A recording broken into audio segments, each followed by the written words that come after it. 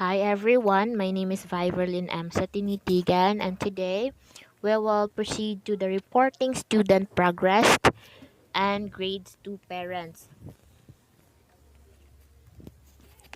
So, student progress and grades are reported to parents through report cards, parent-teachers conferences, and written conferences. So first, we will tackle about the report card. So, basically, the report card is a standard method of reporting student progress and grades to parents. So, we all know that report cards are na diri na to like makita ang atong mga grado, of course. Like mga record na to if like for example sa atong English or sa first quarter nakakuha ta ani, and then nakita na to sa second quarter it na by progress. So ari na maka-record diri sa report card. So, this is an example of a temporary progress report card for elementary and also to junior high schools. As you can see in the pictures, na includes just the name, the section, grade, the date of birth, the age, and the school year. So, muna siya example of kanang progress report card for student, which is also nag-include siya like the quarter 1, 2, 3, and 4. Then na siya kuan diha, the final grades and then the remark. Also, at the back portion of that one is na siya like the attendance, the report of learners attendance if naka-complete ba ka siya like the first quarter, complete ba kag attendance, na siya.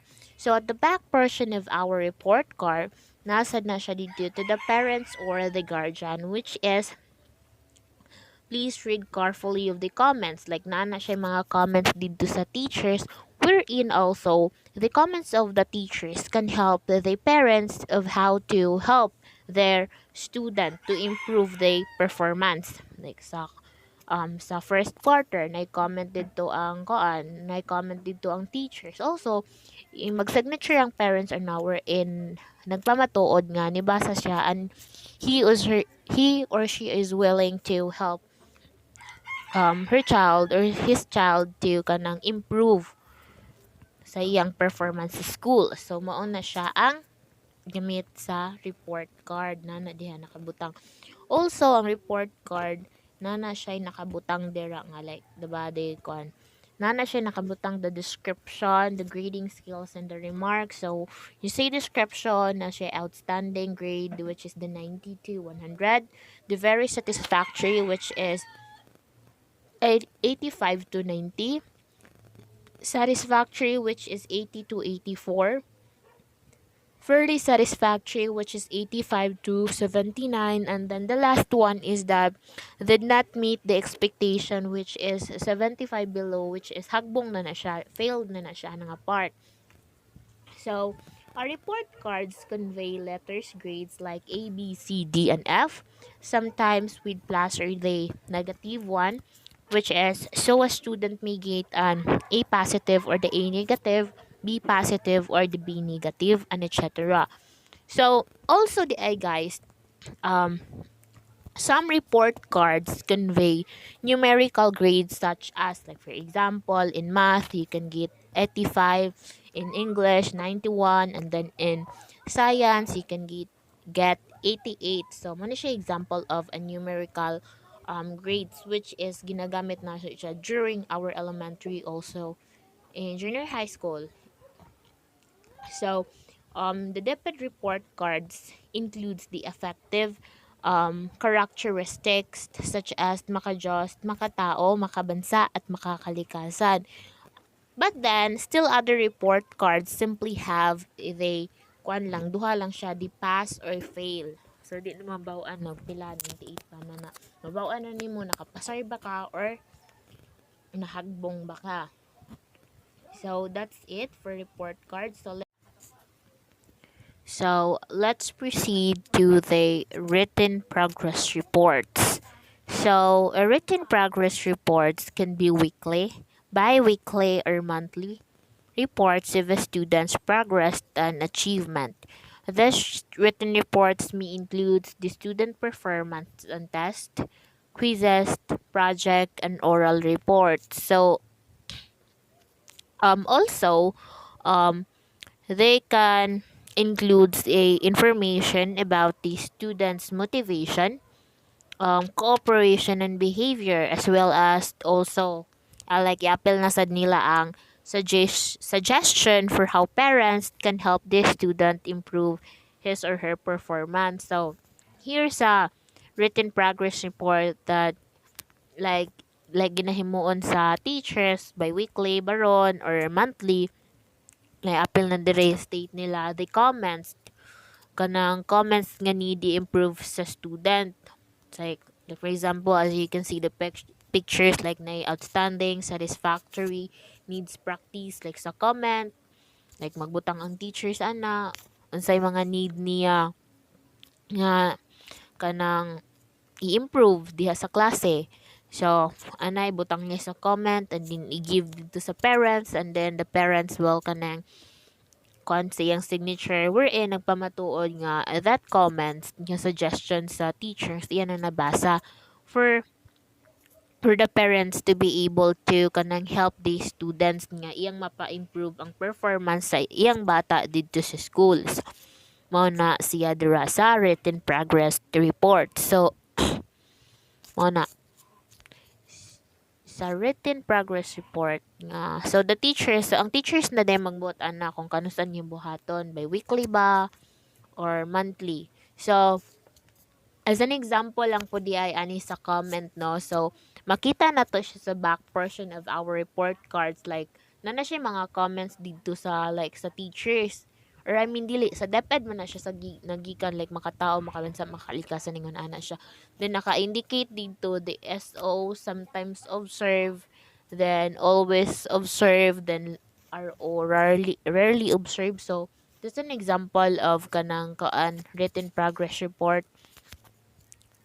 Like ingon ana siya naghatag siya og comments nga this one needs ninimog improvement and also para maka-assess ang parents sa iyahang bata nga mapa-improve na. So let's proceed to the parent teachers conferences. So like no naman kayo ang nato no ang parent teachers conferences, especially when we are in elementary, junior high school, or even in senior high school na Japan na siya. Unlike lang karon nga college no nga like more on kita-kita na lang jud wala na dili na more ang atong mga mama for meetings daw.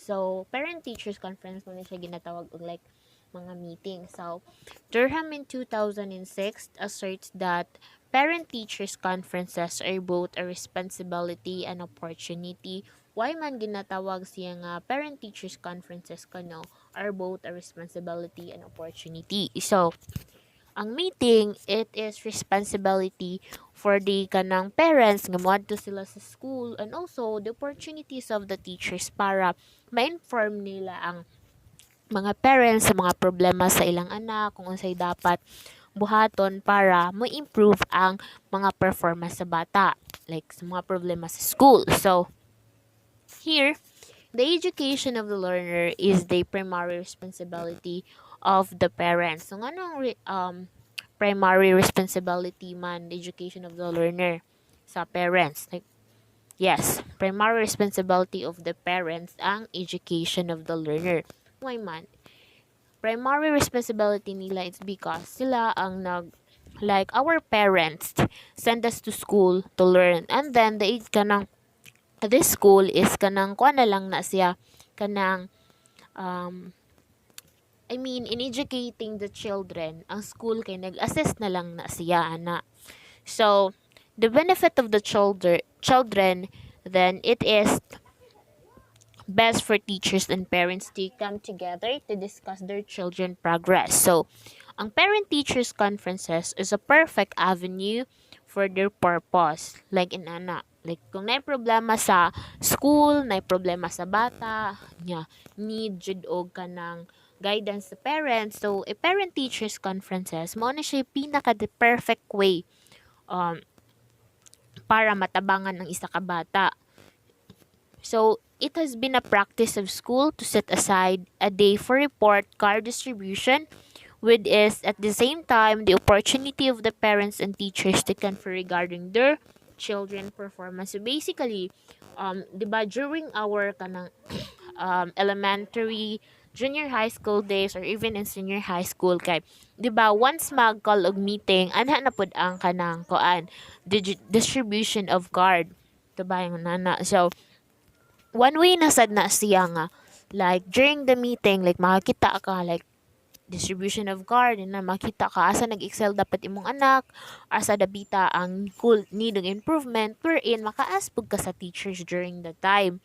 So yun na. So here are some reminder for school teachers to get the most from parents teachers conferences. So first, you have to announce the date for card giving in advance. So of course nga, like atong i-announce ang kanang date for the card giving in advance or the meeting in advance, kay we all know man nga kanang kanang our parents are busy, and we'll know as a student, like kita kay balo man ta nga our parents are busy working for them to sustain our needs, also our wants. May na bitaw, like dili man nato mapapunta sa school ang kanang parents in one call away lang, like in one kanang tawag lang sa ilala, like ma'am ari sa school kay mag-meeting ta, di ba, dili kay namay kanang lain-lain nga responsibility ang parents. Also, one way of this one is, di ba, natay ginatawag og school calendar, which is naka-indicate na dito tanan when ang walay klase, the holiday, when mag-meeting. So, mo na siya. It is a one way. So, in a meeting or in a parent-teachers conferences, so this is include be a positive and approach. Be positive and approach. So, start the conference with something positive and maintain the positive atmosphere. So, there is always something good in every student.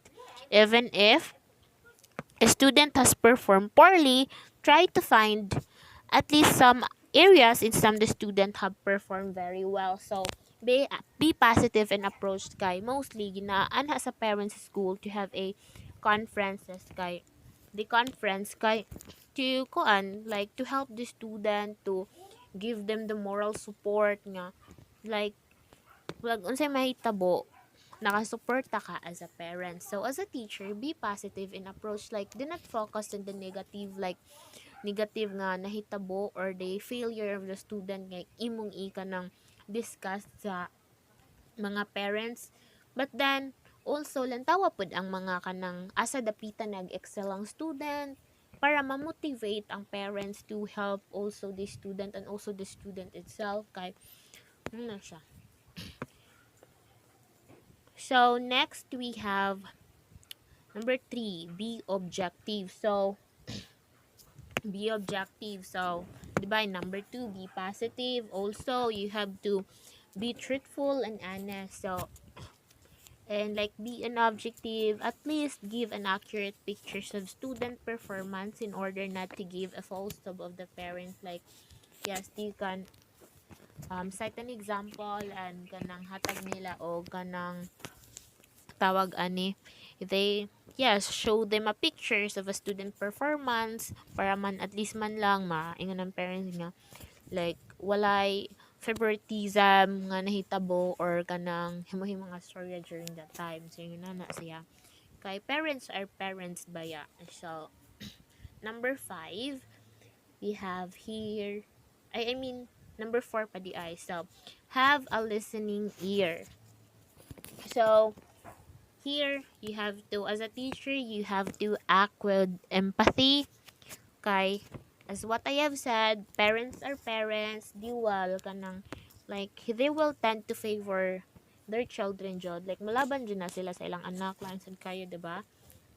So ilang gipaskoy ilang anak, so basically kung unsay mga report sa ilang anak nga mga nanghitabo sa school, so like di jud na sila magduha-duha og laban sa ilahang anak. So number 5, we have to don't project an omniscient image. So you don't know all the answers to the question, like dili ka magbot-bot og eskwela. So as you can see, refers the parents to the right person, like inana subject teachers ba, like inana dili ka mo takaw tubag nga ay kuwang man na siya sa kuan eh. For example, naghagbong iyang anak dito sa science, and then dili as an advisor dili man ikaw kuan na.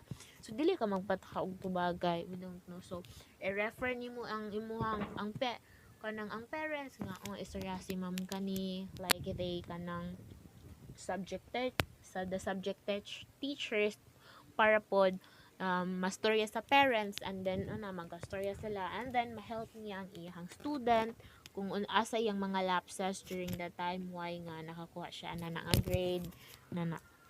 So number 6, we have practice good communication skills. So here as a teachers, communicate criteria for grading. Like you as a teachers kanang like naman kay control ana, diba? So have a dialogue, not a monologue wherein only one were talking, which is ikaw lang sigig tabi diha, like dili ka maminaw sa suggestions sa parents, or even, or shall we say ang parents na lang gasigi og tabi, nagsigi og contradict or mga inana towards the kanang problem sa school. So you kanang inana practice good communication skills, like maminaw sila, paminawa sad sila. So next we have don't talk about other students. So very rampant na siya, no?